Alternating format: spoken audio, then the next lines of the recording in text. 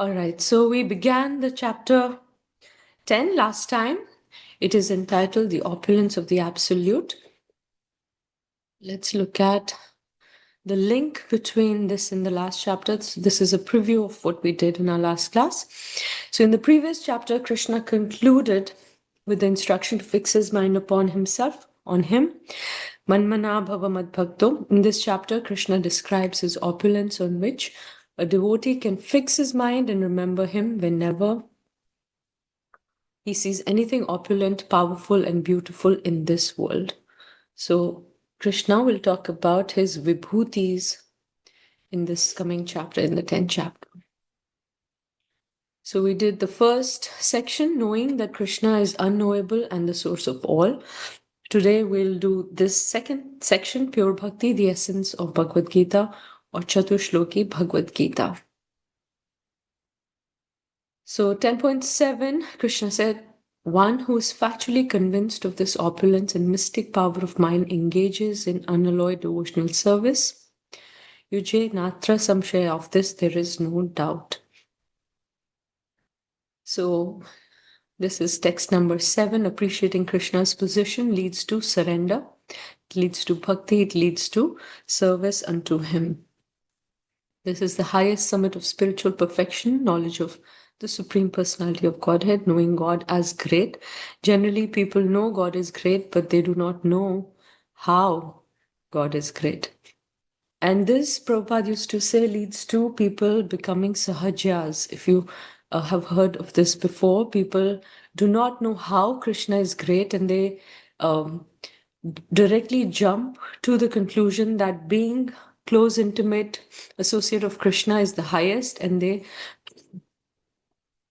in their mind, they start to think that they are very close to Krishna, and in doing so, Prabhupada used to say they commit the greatest offense by thinking they're so close, although they are not yet so close. So they act and they behave also, and they speak in such a way that is offensive.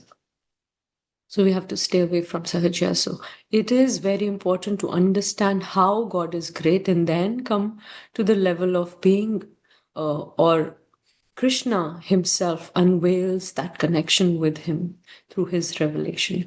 What is the need to know these opulences? Only if one is firmly convinced about these opulences, then he starts to, that connection comes. Yoga, our sadhana to connect with Krishna, it is also from Krishna's side, his revelation of the glory that helps us in developing that connection with him. So when Krishna says, Sir, Avikalpena Yogena, it is from our side, our devotion, and Etan Vibhutim Yogam Tam, that he will reveal Krishna's revelation of his glory. So both sides, the yoga connection is there. Now we'll begin section number 2, which is or B, Chatushloki, the 4 summary verses of Bhagavad Gita. This Ramanujacharya, he described these verses as nutshell verses of the whole Bhagavad Gita, like a condensed version of the whole Bhagavad Gita. It's really beautiful verses that we should memorize. I remember in the beginning when I started going to the temple, our co-president told me, do you know these 4? So we were going every Friday, every Sunday, Friday for Gita classes, Sunday for feast. And he said, have you memorized the 4 verses, which are the Chatushloki? I said, no, I just began coming for the classes. And he said, you should. And then that very week, I was trying so hard to memorize. And since then, little memory that I have of these 4 verses.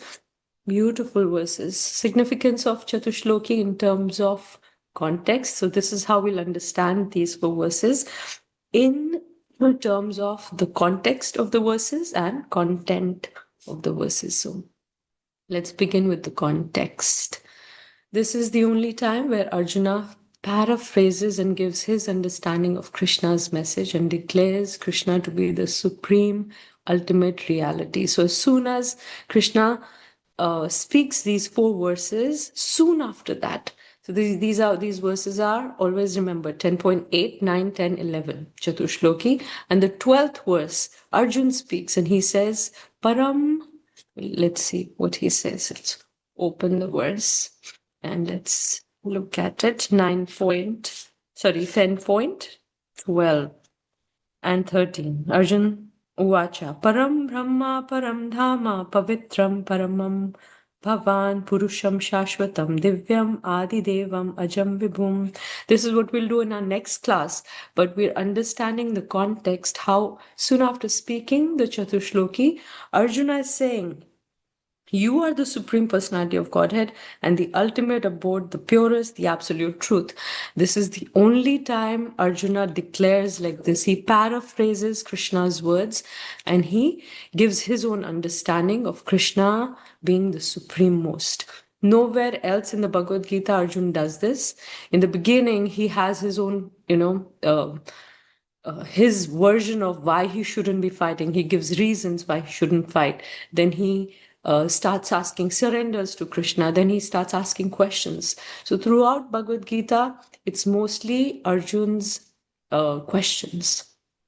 But here, this is the only time where he's declaring something or paraphrasing Krishna's words or giving his understanding of what he thinks, who Krishna is. Another context is chapter 9. Krishna gives his most confidential knowledge. This chapter also, Krishna begins by saying, I'm giving the Paramam Vacha. This is my Paramam Vacha, that I'm going to give you the supreme instruction. That this knowledge will free you from all sinful reactions. This knowledge will make you wholeheartedly devoted to me.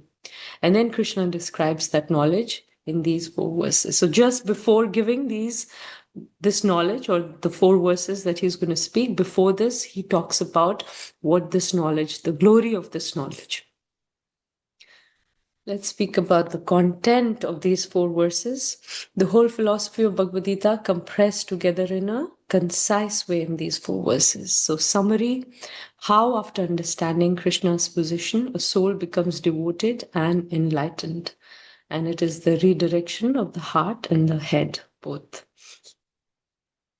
So this is the flow of the Chatushloki. Understanding Krishna's position is talked about in 10.8. 10.9, Krishna speaks about resulting redirection, what happens after understanding Krishna's position. Then 11 and 12, the illumination and mercy that is given by Krishna. Okay, so let's see. 10.8, Krishna says, those who know I'm the source of everything become enlightened or Buddha and devoted to me wholeheartedly, Bhava Samanvita. This gives the summary. And then 9, 10, and 11 elaborates on that summary. How they become devoted to me, how they become Buddha, how Krishna gives the Buddhi or Buddhi Yoga, and then how Krishna gives the Buddhi. So this is what is the flow of these 4 beautiful verses. Another perspective of understanding the content of these 4 verses, most of us know about the Sambandha Abhideya Prayojana. So Sambandha is the knowledge or relationship with Krishna. We can understand by the word also, right? Sambandh, what is your relationship with Krishna?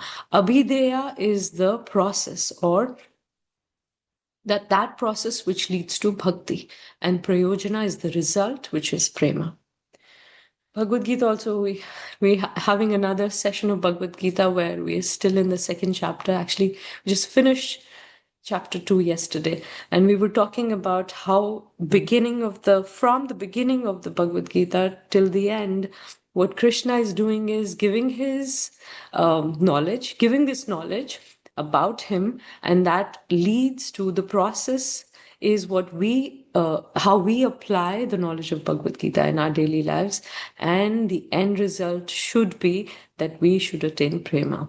And we took example of how, we did this. We raised hands, whoever got married in an arranged way. So there are love marriages, there are arranged marriages. So we can do that now also. Who got married in an arranged way and not a love marriage? So many I can see. Not too many, but yes, there are hands which are raised. arranged marriage. So, what is the goal? I'll ask you this question. What is the goal in an arranged marriage? The element of affection and love is already there in a love marriage, right? That's why it's called love marriage.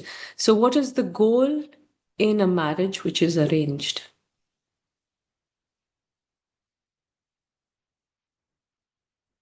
I'm waiting for answer from one of you.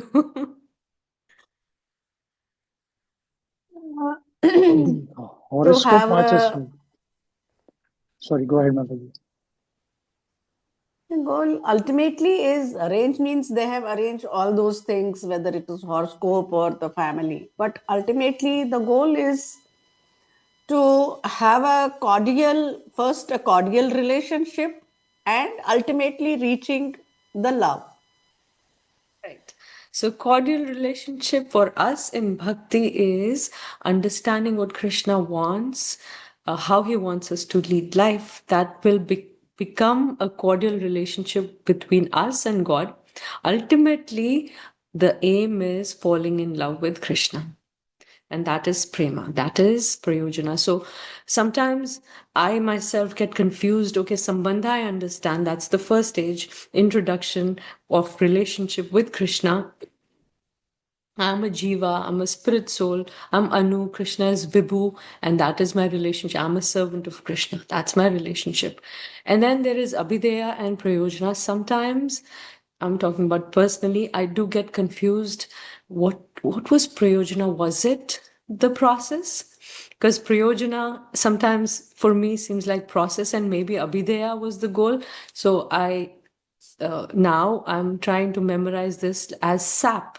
Sap is a little sapling that grows, right? So sap is the word with which we can remember abhideya, sorry, sambandha, abhideya, and then last is prayojana, which is prem. Also PP, prayojana, prem. You can remember like this. Okay, so this is sambandha, knowledge or relationship. Example we'll take of a car. I want to be the owner of this wonderful new Mercedes or whichever car that has come. So I want to be the owner. That is the relationship I want to establish. And then what is the abhideya? I have to earn money to take loan to buy it, and prayojana is the result. I'm proudly riding my car. So that is the result. Let's do a quick match the following. What is sambandha? From here, you can just unmute and say Process. Knowledge or the Knowledge and relationship. relationship. Knowledge. sambandha is knowledge or relationship. Abhideya is Process. Process Process. and prayojana. Prayojana is a Result. is the result. result. Wonderful. Because this is important to understand because we're basing the Chatushloki on these three in the beginning, and then we'll understand the verses.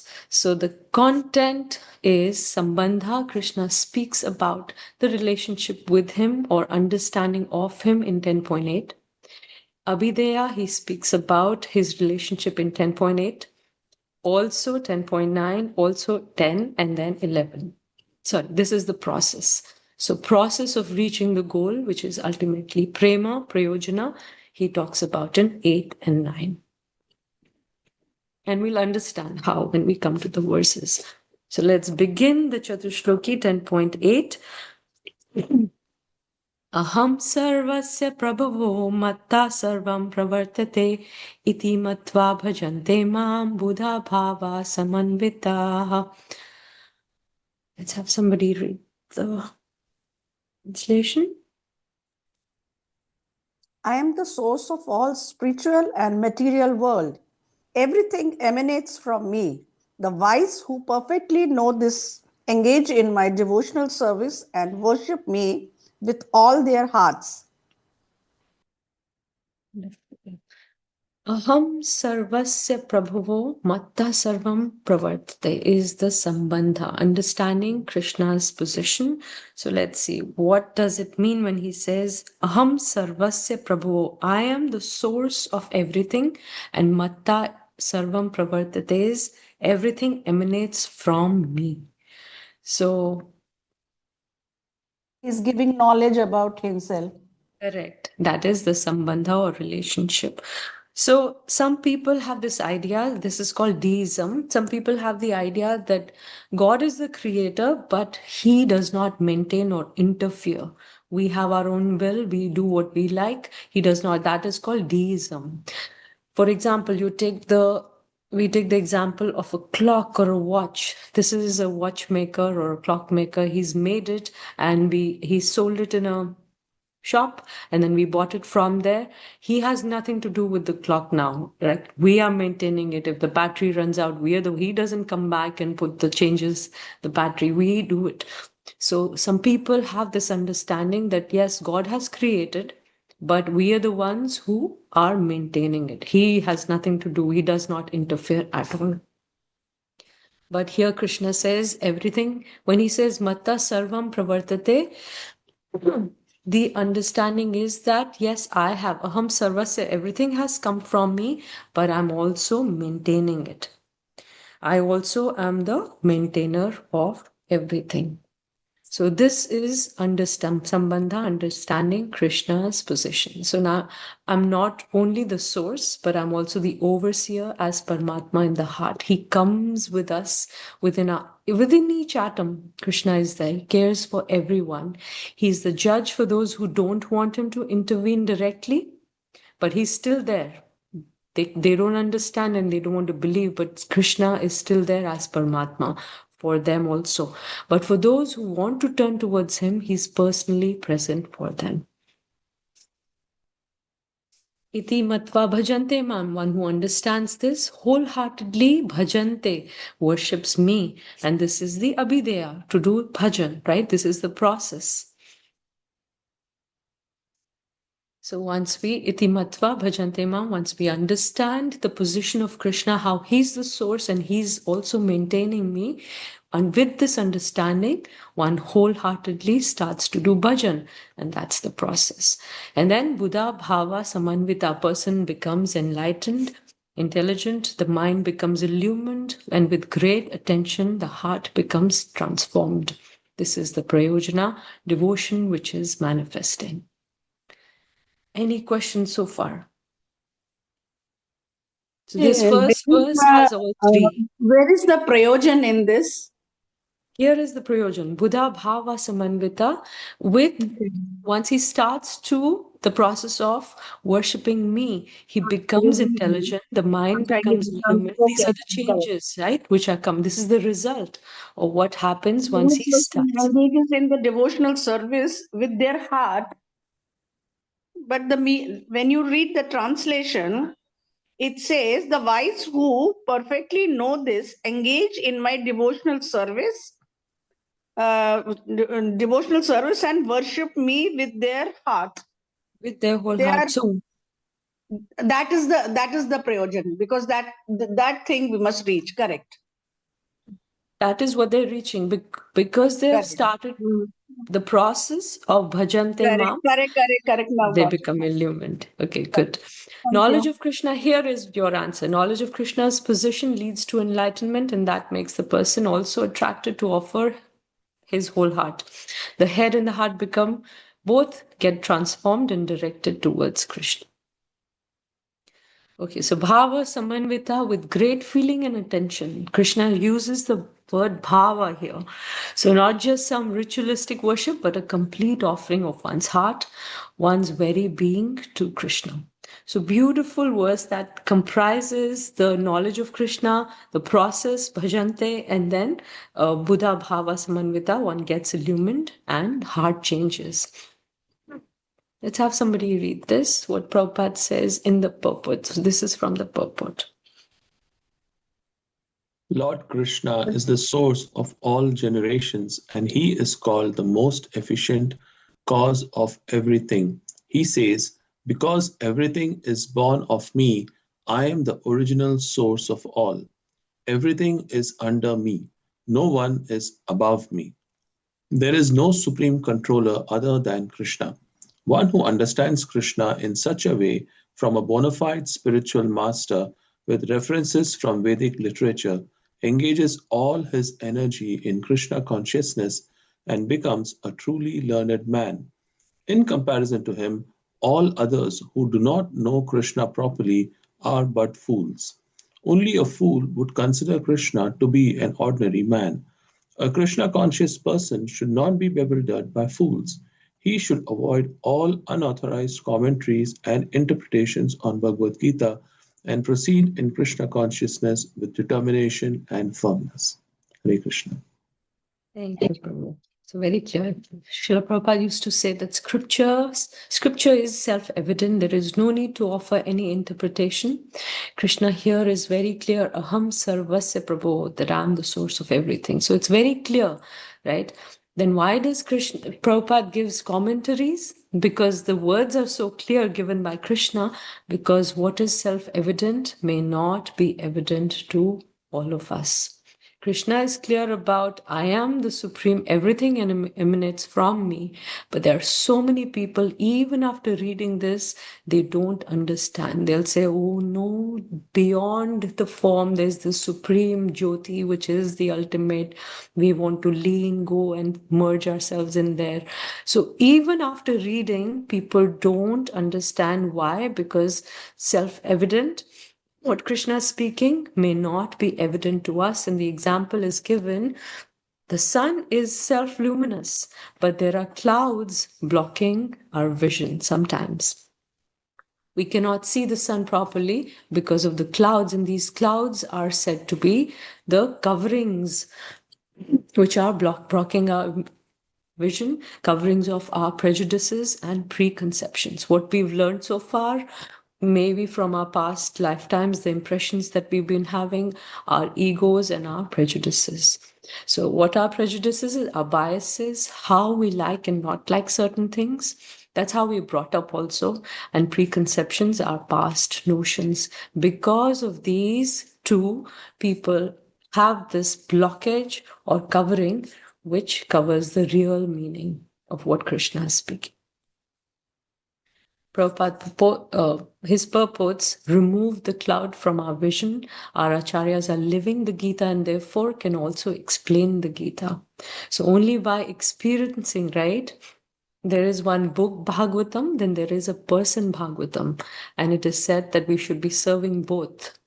And serving Prabhupada also means reading his purports and understanding them. That is service to Prabhupada. So to understand Gita, we must live the Gita, and to live the Gita, we must love Krishna. The Bhagavad Gita is not just a theoretical book or subject, it is transformational subject, and without getting transformed, we cannot get its proper understanding.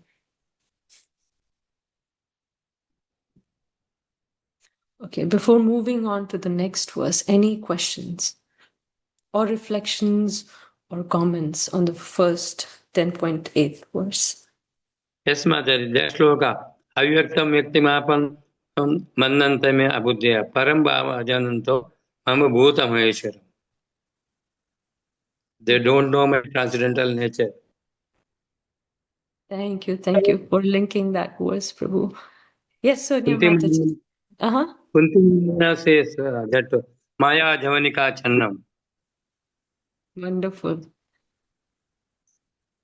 Thank you, Prabhu, for linking these verses. Yes, Sonia Mataji.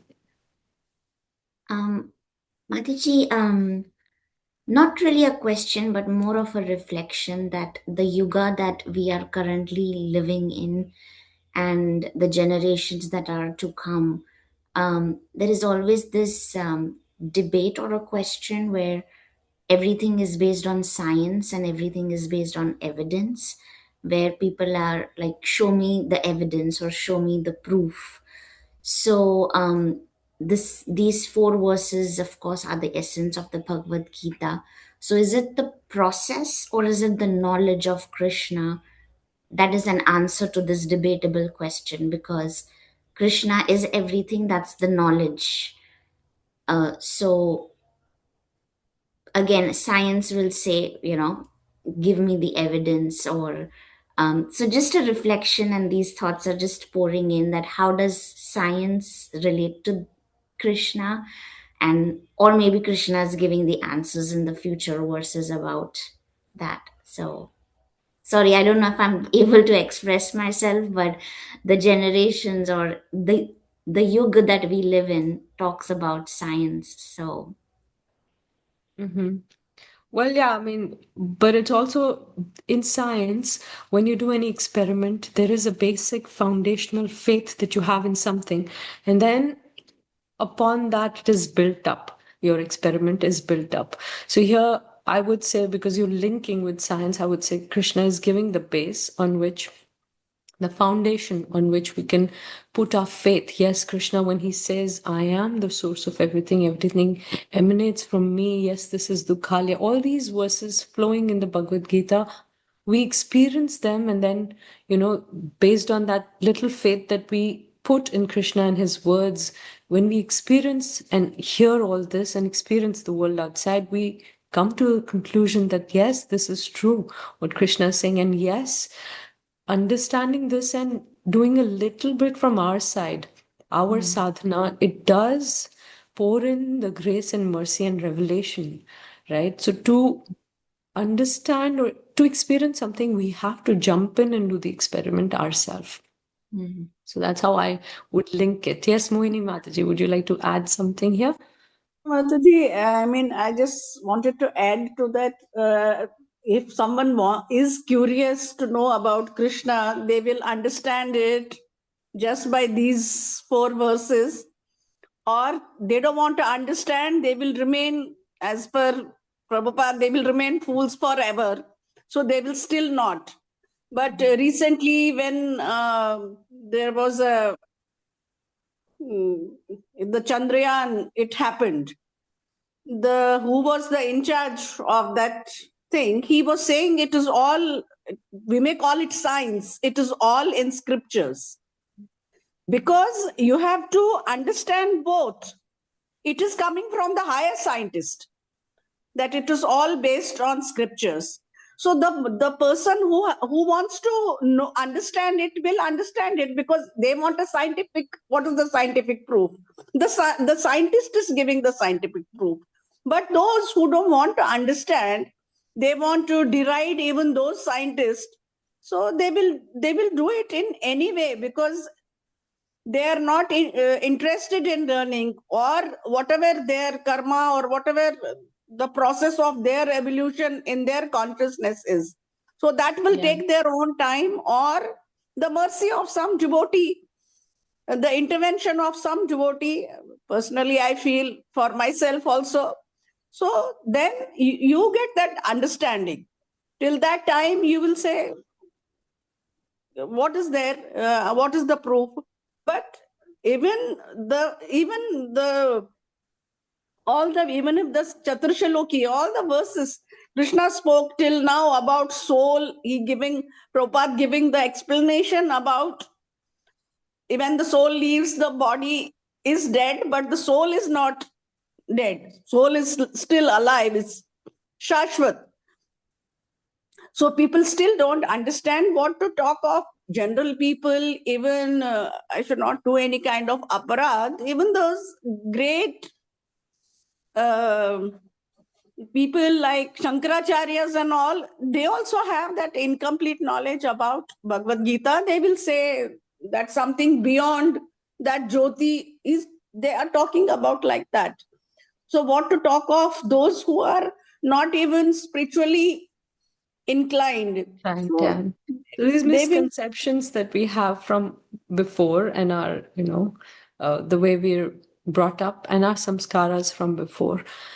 But see, anybody who in the spiritual path, even if he's inclined and interested a little bit, it is because of the sukriti that he's gained from before.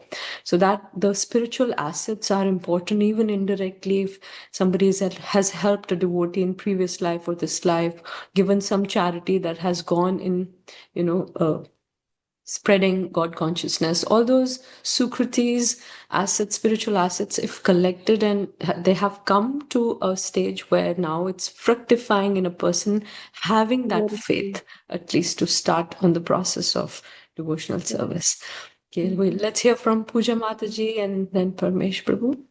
Oh, I was just gonna summarize with a few examples of what you said, Ananda Gopika Mataji and Mohini Mataji, is that faith comes, especially in the science world, faith comes from experiment.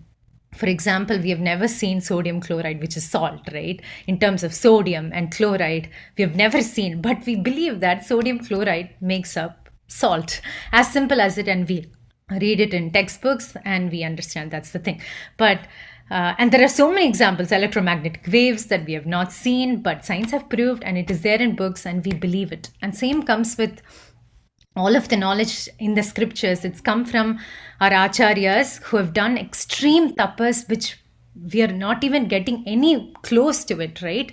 And they've done extreme tapas and to put them into words, and they've written all of this. So the experiment, what they've done is tapas basically, and for us to repeat that, and if someone is curious, they will at least try and do and get even a little bit of purification in their heart. I'm sure they will understand that these words are pure as it is, and it's authentic.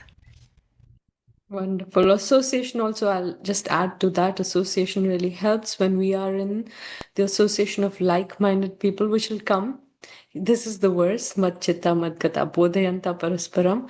We'll understand how that is. That also helps give fertilization to that faith and keeps us strong in our sadhana. So unless we have association of devotees, coming to the position of having that faith also is very, very difficult. Okay, so yes, Parmesh Prabhu. Hare Krishna Mataji. I just wanted to add, like the scientists, they usually talk about this. The science doesn't prove it, but science is what they are talking about. Science is all based on matter, so it is material science, and the subject of God, the science of the soul, is all spiritual sciences. So matter, the methods used in material science cannot prove anything in spiritual science, because matter has limitations. Just like even if you want to see something small and you take a regular normal microscope, you won't be able to see it because the magnification is not good enough. And that's why more and more different types of microscopes were invented to see things even more smaller, or more and more telescopes were invented to see things more and more farther away.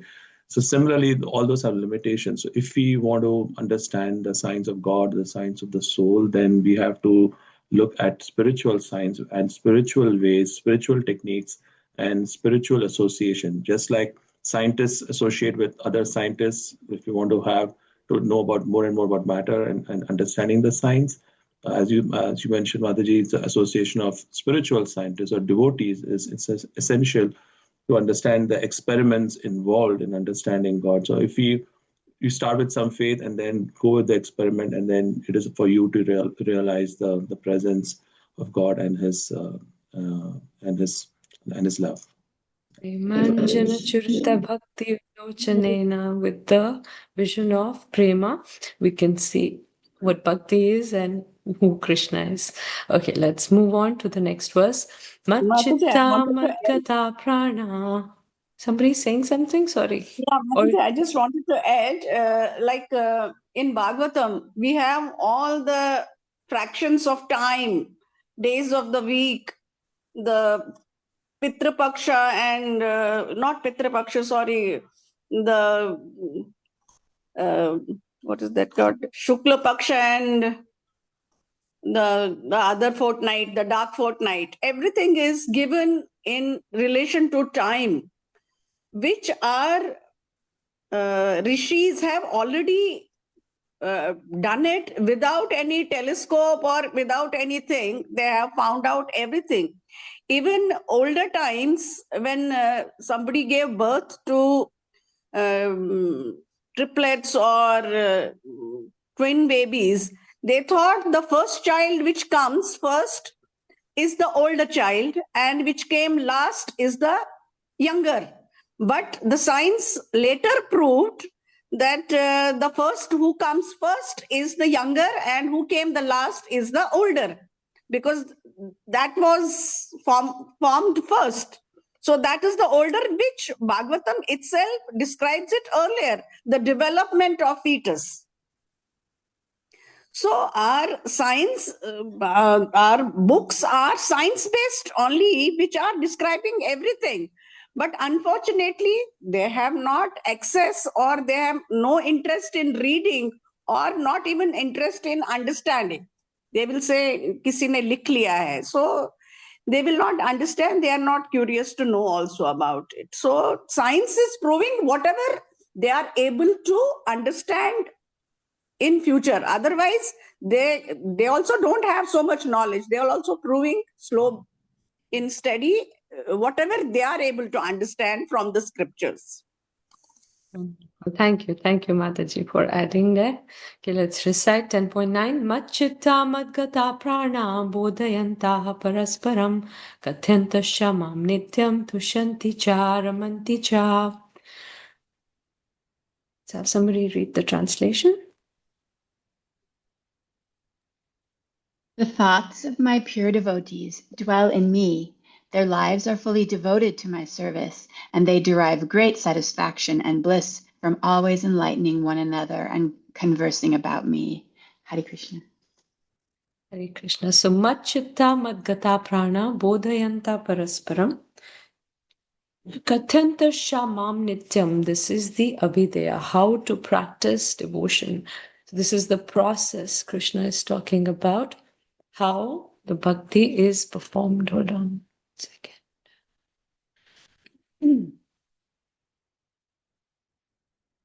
So, Machchitta, the mind or consciousness, Krishna becomes their home.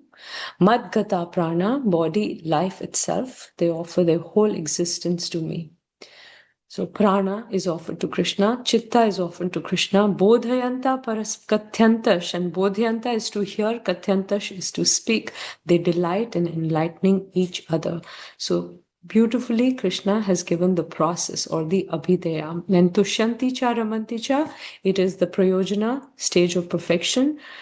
We'll understand what this means, but it is basically they are fully, totally satisfied, satiated within, and ramanti is they experience the pleasure within. So that is the prayojan, that is the result of the process. So Krishna consciousness at different levels. We've done this before. First is fear, then is desire, duty, and then love. Love is what Krishna is talking about here. It's totally, completely about love. So we'll talk about this a little more. How? Take an example. Just give me 1 second. Forgot to take the attendance, which I'm doing now.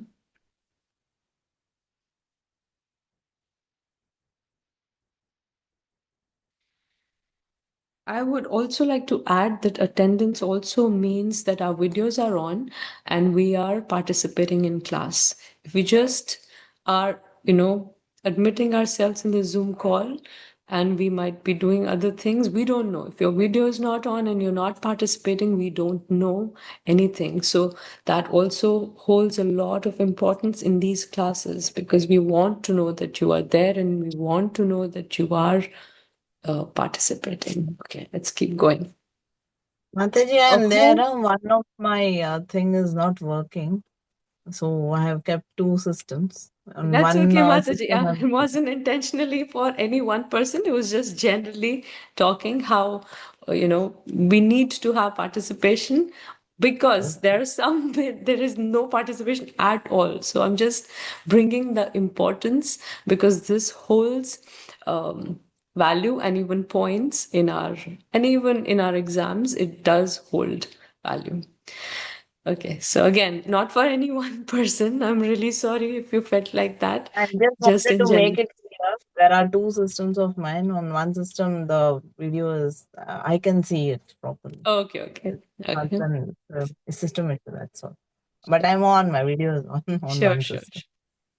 Okay, so at home, when we are talking about how we make Krishna our home, let's talk about that a little bit more with an example. Just like physically we have a home, right? A home that we love.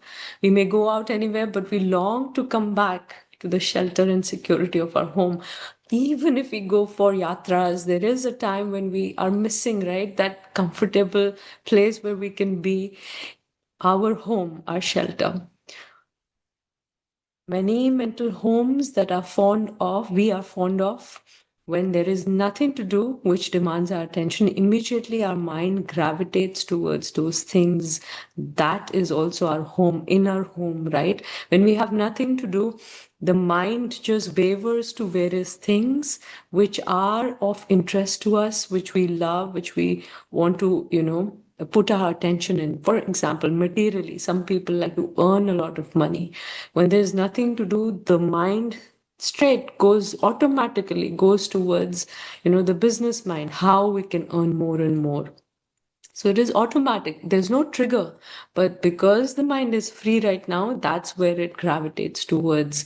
Or some people like to go on vacations. Some people like to go out to eat in different restaurants. The mind just goes there. Which next restaurant can I go to? Which friend of mine I can ask? Or want to watch movies or, some sport. That's where the mind goes to, and that is our inner home. There's one physical outer home, which gives us comfort. Then there is inner home, the thoughts of which also give us comfort. When we fall in love with Krishna, he becomes our inner home. One may do so many other things, but internally, Krishna is the home. We may be doing, being with family, going out, doing our work, cleaning or whatever, but inner home has Krishna there. So the forefront of our consciousness, there's always the presence of Krishna.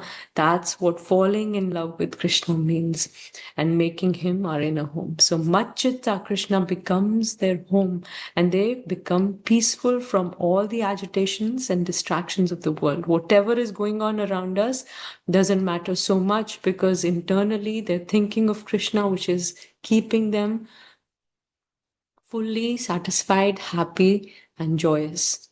The whole process of bhakti means to change our inner home. We make spiritual advancement to the extent to which our inner home changes from worldly things to Krishna. From this to this. This verse tells how a devotee's life is completely transformed. The body, mind, and speech are used in Krishna's service and experience the greatest joy. So Prabhupada speaks about Bhakti Lata Bij in this verse, which is really beautiful. You can, if you have time, we should read the purports also and understand them properly. Even previous verse where Krishna said, I'm the source of everything, everything emanates from me. Prabhupada brings so many verses, if you read the purport, from our scriptures, bringing that fundamental point, how Krishna is the supreme, how everything emanates from him. So we can read all of that also.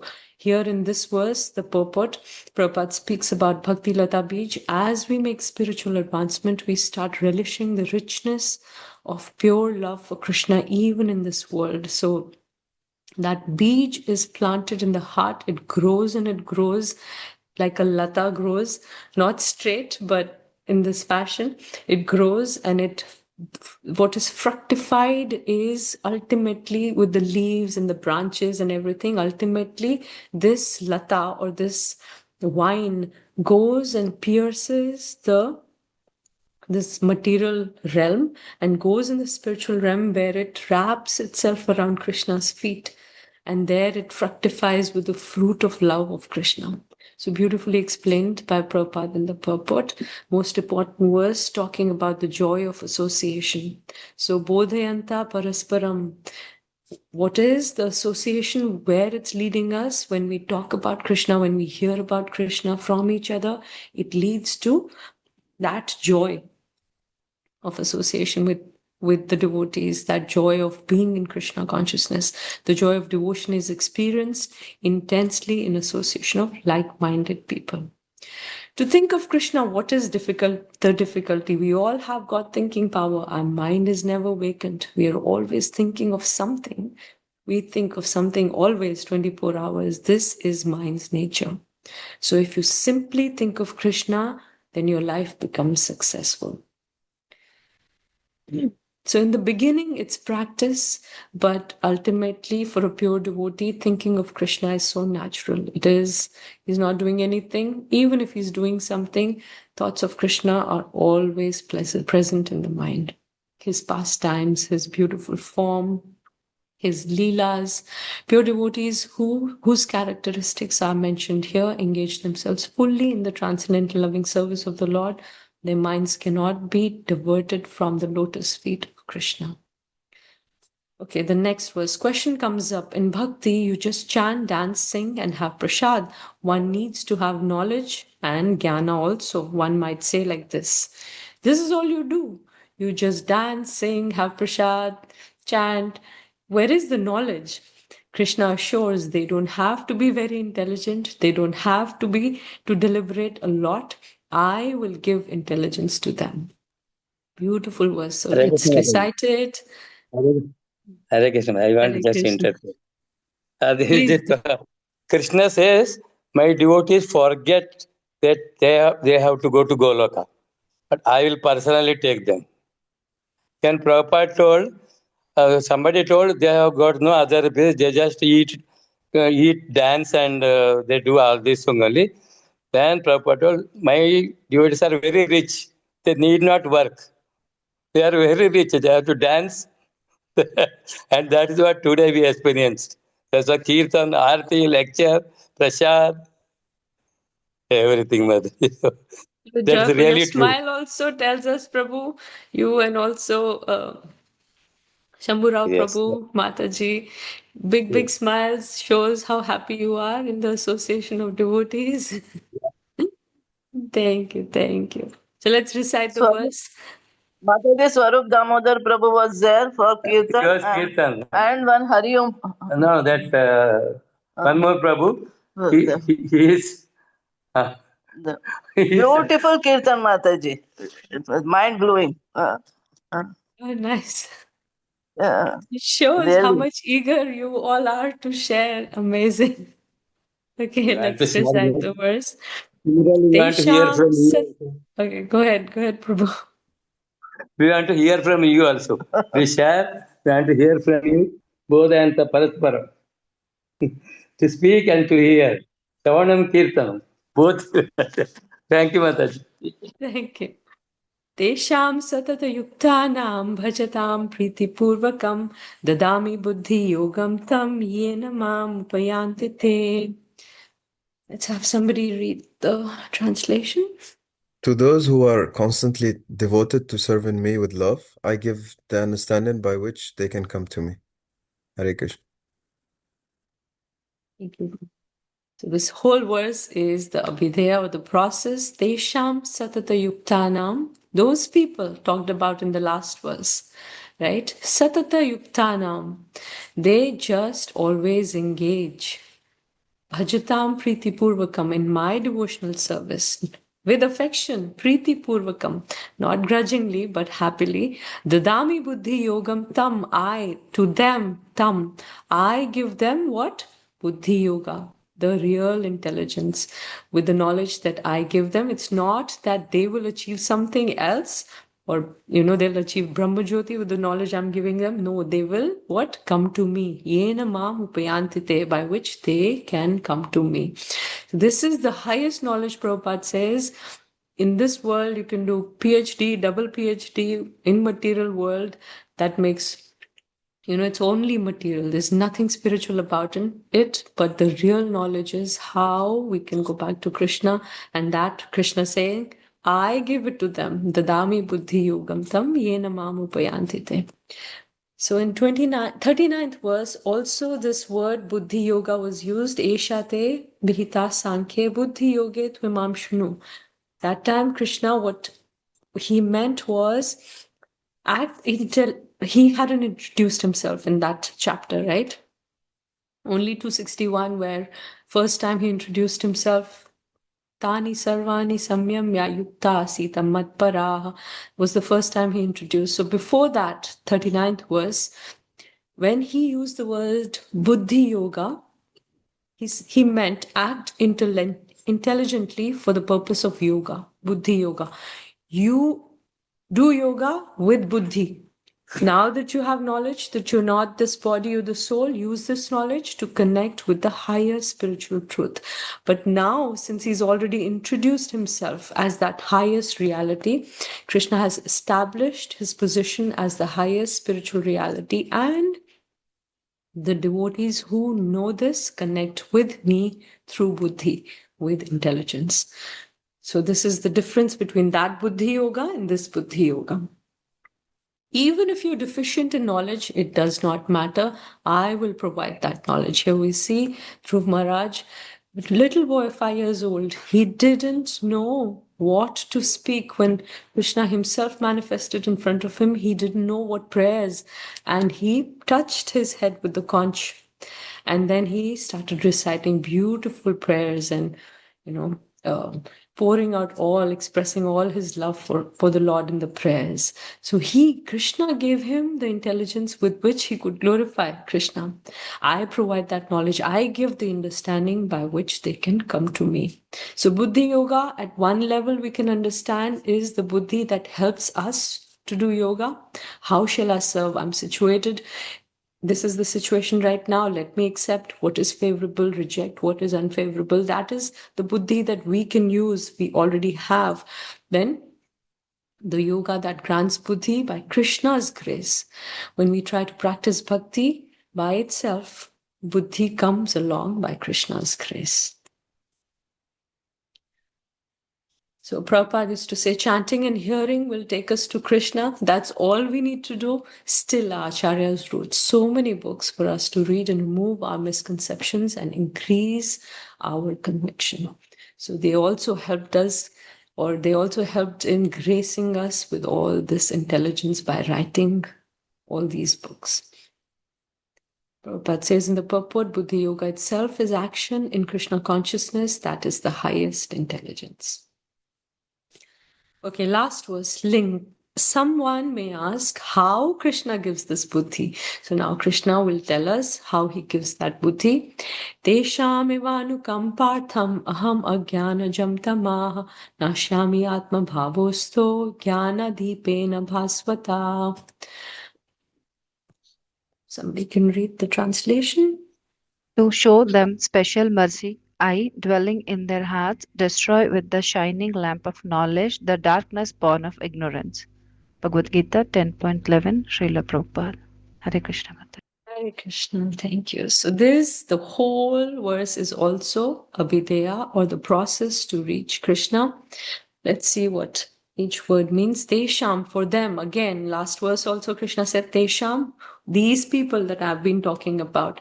Eva Nukampartham, certainly with special mercy.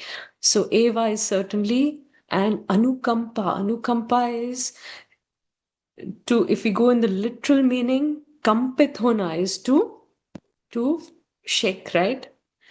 Kampna. We all understand Hindi, right? So kampna. Krishna says he, with the love that is shown, or the bhakti that is shown by the devotees, by always talking about me, thinking of me always, pouring out their love for me, Krishna gets that kampan. So Krishna, he gives that special mercy because of that kampan that Krishna is experiencing. So Tesham evanukam partham, that kampan is shown here as the mercy of Krishna. Aham ajnana jamtama, the darkness born of ignorance. That darkness which is born of ignorance, I destroy it. And how? In their hearts, Atma Bhavasto, which is situated in their hearts, Jnana Deepena Bhasvata. How? By the torchlight of knowledge. So in our outer world, darkness confuses us, even paralyzes us, but we can remove it using a torchlight. If there's complete darkness, sometimes it happens if there's no light, or you wake up in the night and there's no night light coming from anywhere. For 1 second, you're blanked out. Where am I, right? This happened with me when I was this last time when I came for Yatra. I went to GV first, then I went to for the Yatra, Giri Govardhan, and then one more and Vrindavan. So all places. My husband was registered for the Yatra, but he couldn't come. because of work. And all these places, in the rooms wherever I was staying, I was by myself, right? Nobody with me. That queen bed or king bed, I like to sleep on one side only. So that side I used to sleep, left side. And there's nobody on the right side. So that's how my mind was now, used to having nobody with me. So when I visited my family back in Faridabad, one night my bhabhi, she slept, we were talking late in the night, and she just slept right there next to me. I woke up in the middle of the night, it was 3:30. I woke up and the first thing I try to do is just sit up and, try to think of Krishna, chanting the names. We can also chant Krishna, Krishna, Krishna, Krishna, Krishna, Krishna, Krishna. Hey, every time, anytime we get up in the morning, middle of the night, we can train our mind to do that. This I learned from Amarendra Prabhu. Okay, so I get up. I have my hands like this. Then I suddenly realize it's dark, but some light is coming from one side, I think underneath the door.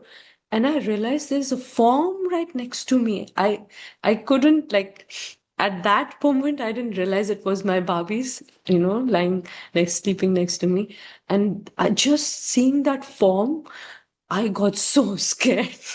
I was like, my heartbeat was up, it was really bad. Then after a few seconds, I realized, oh no, this is my Barbie.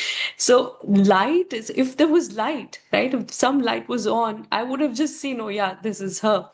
But darkness blinds us. It confuses us, even paralyzes us, but we can remove it using some light. Here Krishna says, torchlight is what he's using. In the inner world, there is darkness also. It's blinding. Suddenly some nasty desire comes up, some negative feeling comes up that troubles us, that torments us or drains us, ultimately defeats us.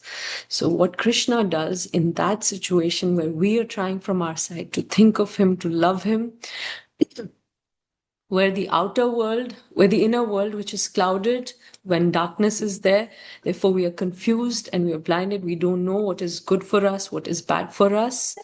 Krishna removes that darkness. By simply practicing devotional service, Krishna removes that darkness. Krishna ignites the light that makes the inner world bright and right.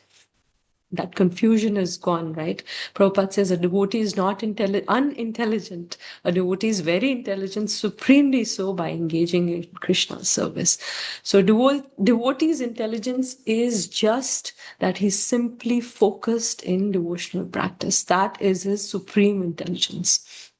He may not know worldly things. That is not intelligence, Prabhupada says. As Krishna takes charge of devotee's heart, then one becomes free from all materialistic endeavors and marches back to Krishna steadily. Prabhupada says, with the presence of Krishna, who is just like the sun, the darkness of ignorance is at once dissipated. Let's have somebody read this. Who has not yet spoken? You can unmute and read. In these 4 verses, Krishna not only demonstrates his supreme position, but along with that, his benevolent disposition. I care, and if you just love me, I will reciprocate and love you and care for you so much that I will personally intervene and give you all the intelligence by which you will come back to me. Thus, Krishna is making a call to us. Don't worry, just follow me. I will provide you everything. Just offer your love to me. Hare Krishna. Beautiful verses, right? And let's hear from Prabhupada in his words. He talks about how when we think of Krishna, what happens? If you think of Krishna 24 hours, Krishna will think of you 26 hours. Krishna is so kind. Do some service for Krishna. Krishna will reward you 100 times. But people do not want. They think, what we shall benefit by serving Krishna. Let us start my door. This is a misunderstanding. And our attempt is to have the dormant love of Krishna. Everyone has got love. The stock of love is there. But it is being misused. They do not know where to place that love. So that, because they do not know, therefore they are frustrated. Therefore they are frustrated. Our Krishna consciousness movement is simply to educate people that you are loving, you are mad after Sorry. appropriate lover who can love you also, but that you cannot find out within this material world. That you will find out when you love Krishna.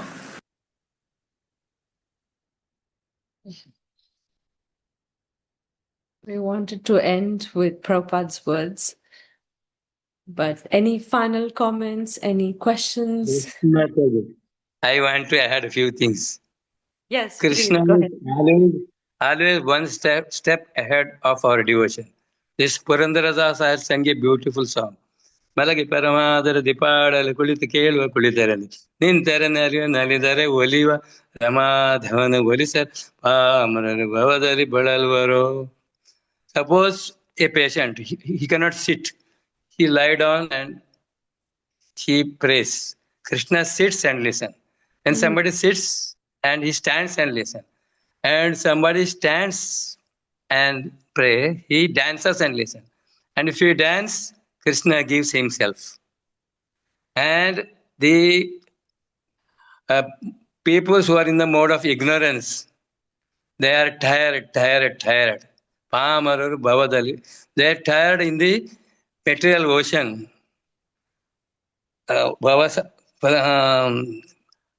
In the material ocean, Pamararu Bhavadali Badalu. They don't know how to please Krishna. It's so easily available. They are getting tired. Again, take birth, death, old age disease. Really, they are bad luck, poor people. That's what this Purandara Dasa is from Udupi. Yes, so Krishna is always one step ahead. Wonderful. Also, we also realized Prabhu is a wonderful singer also. He sang this beautiful prayer. It is only Krishna's mercy what I can sing few verses. It is beautiful. Yes, it is. And this Chasisloki Bhagavad Gita, we are by-hearted. It is Bachitama, very beautiful verses. You can quote any or everywhere. It is adjustable. It is just These like are a wonderful for our application also, and for spreading the mission also. These verses are very, very potent. Okay, anybody else would like to share or have any questions or comments?